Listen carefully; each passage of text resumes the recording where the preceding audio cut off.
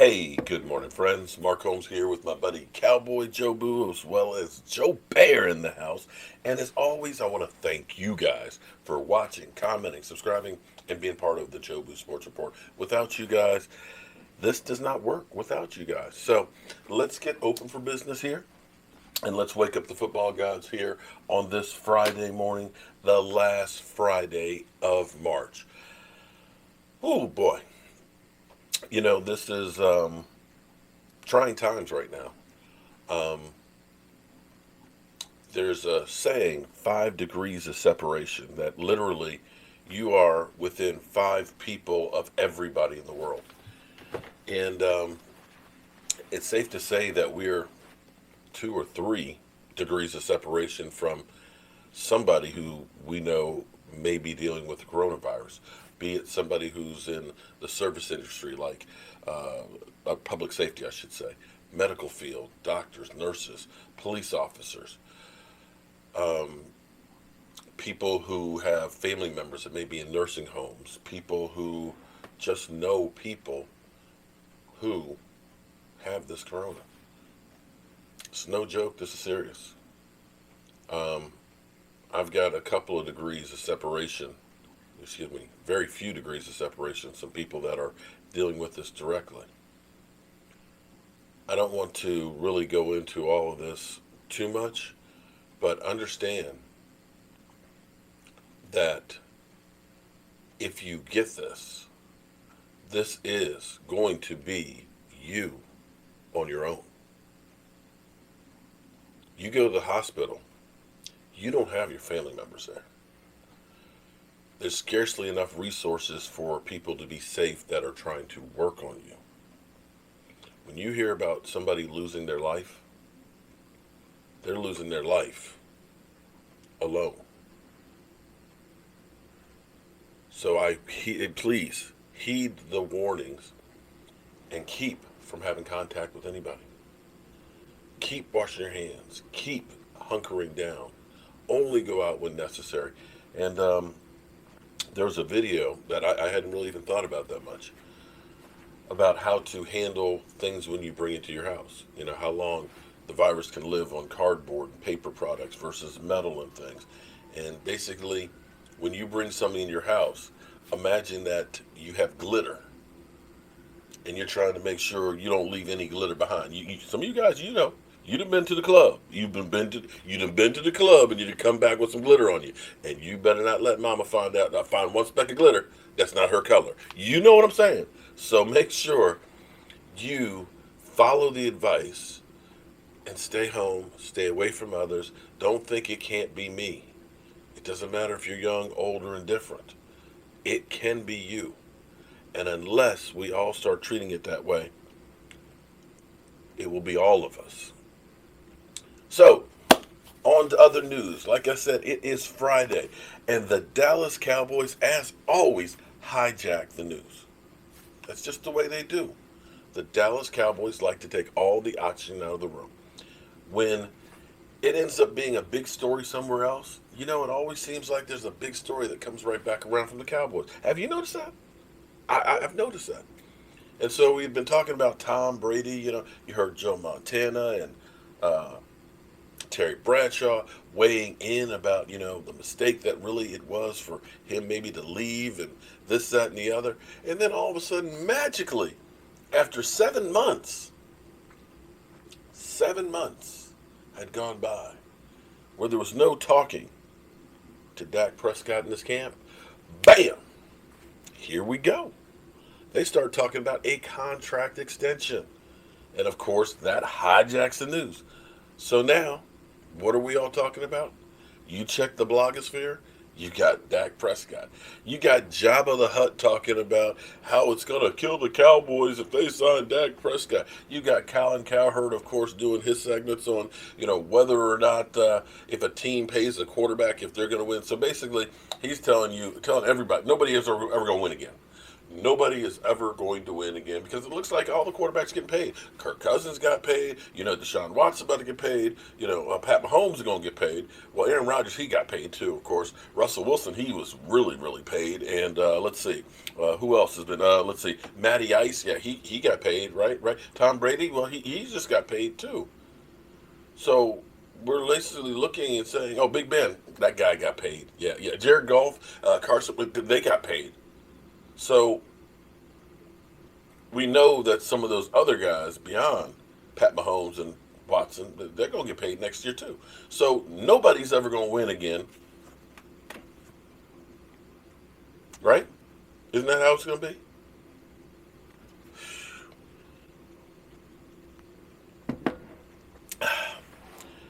Regardless, it's not going to prevent the Dallas Cowboys from winning because they don't have money. They may not win it. There's no guarantee because you have to have everything end up being right to win the Super Bowl. They may not win it. It's possible. There's a lot of teams that have never won it. There's a lot of teams that's been a long, long time. It took 50 some years for Kansas City to get back there. That happens. But it won't be because the Cowboys don't have the money to. As we look at this, and here's what I was told. Believe it or not, I have friends. And a friend of mine who's given me a little information over the years and stuff, he said that this thing's close. That is close. Now, don't kill the messenger, okay? He said it's close as a frog's hair. I said, the fa? That wasn't a cuss word. It was the fa. Fa, okay? I'm trying to be better. But you damn eagle trolls keep bringing the cuss words out of me. Okay? You guys turn me into the Incredible Hulk, okay? You just make me angry and make me cuss, okay? But I'm trying to do better. So I said, the fa? A frog hair? I said, frogs have hair? He said, no, they don't. That's how close it is. He said, but don't be surprised if Stephen Jones messes it up. It's like, oh, okay. All right, that makes sense. Gotcha now. So that's where the situation is currently, is they're negotiating, they're getting close, and it's not the amount of money, so please don't give me this. He wants $40 million a year. That's not what it is that they're fighting about. It's looking like $35 million. It looks like Russell Wilson, which in 2 years from now is going to seem like chump change, which is the reason why players are not getting long-term deals anymore. Agents don't want them. Teams want them because they know that the salary cap is here. It's been going like this every year, and it's about to go like this. So if I can lock in a guy here when the money's going to be there, then I'm ahead of the curve. We kept wondering, why did the Dallas Cowboys go ahead and do La'el Collins last year? Some people question, well, is La'el Collins really a starter? But they got him to a long-term deal, didn't they? Jalen Smith, we said, but Jalen Smith's not due for a contract yet. Why are we doing this thing now? Locking him up. Because Jerry Jones was part of the negotiating committee for the NFLPA deal. He saw the future in knowing we're going to try and get 18 games, but we'll settle for 17. Either way, it's another $2.5 billion a year that's getting split with the players. We know we're doing gambling. That's more revenue that's going to come in. We know we're going to do another television contract. So that means that 48.5% that the players get is going to get bigger for the salary cap. So it behooves me to lock in guys that I deem cornerstone players, including Zeke Elliott, including Zeke. I may overpay right now in today's dollars, but had they waited, hypothetically, just hear me out now. Had they waited and said, Zeke, you're going to go ahead and play on your current contract last year and this year, and then they got the deal done, that money that you're paying Zeke right now, he may be like, nah, dog, salary cap going to go up $50 million next year. I want even more. So instead of $15 million a year, it might be $18, $19 million. Even though we see paying running backs ain't the thing. It's still a proportion of that cap. So for the Cowboys and all those that say you can't win if you pay Dak, well, that's bullshit. Because here's what we have right now. This does not have Dontari Poe's numbers in there, but we currently have $19 million. And I tell you, $19 million is actually a lot of change in comparison to where we've been in the past. In past years, we wish we had started out the season with $19 million. We would be $20 million in the red as in negative numbers. $19 million is more than, like, say, Minnesota started out the season with. So at the moment, you look at the Dak Prescott number, which is $31.5 million currently as they're taking off there. There's some indications that that number may be lower because of changes in quarterback compensation. And another thing that may be a caveat of that top five is if Deshaun Watson and Pat Mahomes get their deal done before April 17th, that's part of that number, and that number is eligible to fluctuate. So it could be anywhere from like 28 to 31. So just hypothetically. But understand that that is a hard number. If the Cowboys get the deal done with Dak Prescott, the reason the Cowboys want a longer deal is it's locking him in at this number. They can prorate and they can put more of that money down the road. If you're the player, you want a shorter deal because you know that the salary cap is going to continue to rise. Hence, Kirk Cousins, who got an $88 million contract fully guaranteed. And 2 years later, he's renegotiating and getting $66 million more, 2 more years added at $33 million a year. Guaranteed. So he literally has $150 million guaranteed from Minnesota. Put on top of that 2 franchise tags that he got from the Redskins, that's $200 million for Kirk frickin' Cousins. Damn. And here we are with Dak Prescott, who still only made $4 million. So if the Cowboys get that deal, or I should say, when they get that deal done, that number is going to reduce. So you'll end up having more cap relief. You get anywhere from about $8 to $10 million more on the cap. So you take the 19 we have, put, let's say, 8 to be on the conservative side, that's $27 million. Wow. Travis Frederick. Travis Frederick currently is right here. Almost $12 million. If they leave him as a cut right now, they save $1 million and leave $11 million in dead money. But they can designate that as a post June 1st designation, in which case they will only get hit with the prorated portion, $4 million.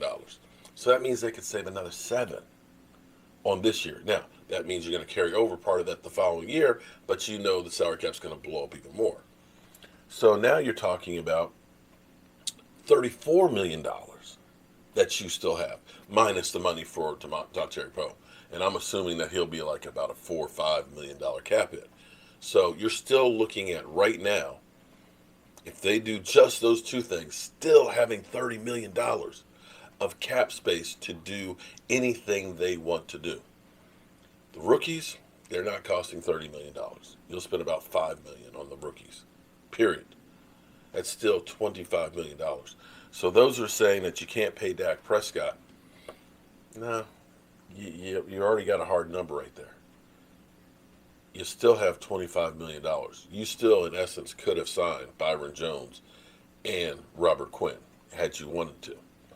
But we also have to look at this as in some of the free agents. Some of the guys that we looked at and say, maybe they're great guys for our team with the way it was run by Jason Garrett or the Jason Garrett guys. But that doesn't mean that they're Mike McCarthy guys or Mike Nolan guys. They may not be the type of corner or defensive end or the type of player that they're looking for. And it may be that they say, okay, here's the opportunity that we just let them go. No pain. And we draft the guys draft the guys that we want to fit our system, and we look for free agents that fit better to our scheme. And it seems like that's been more of what they're looking at. You know, you let a Malik Collins go, who's played well. Don't get it wrong. Malik Collins is a good player, but he's 6'2", 304 pounds.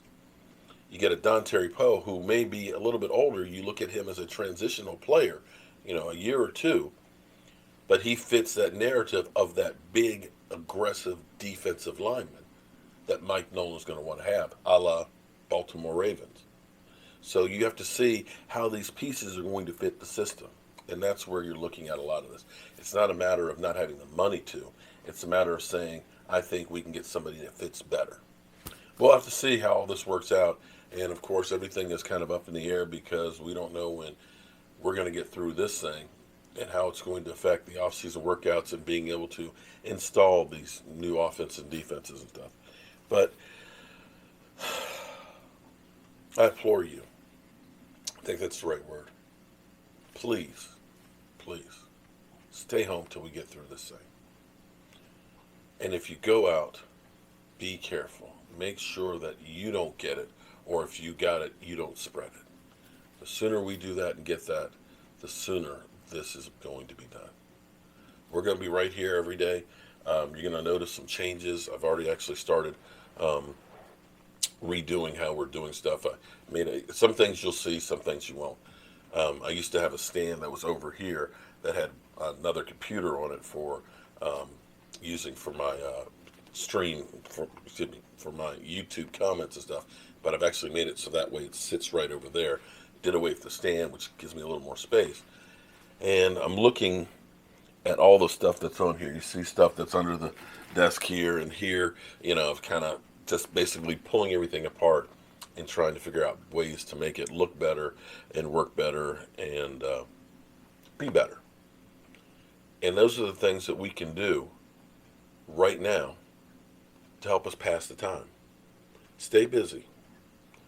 Think. Come up with new ideas, because this is going to be a lot of change.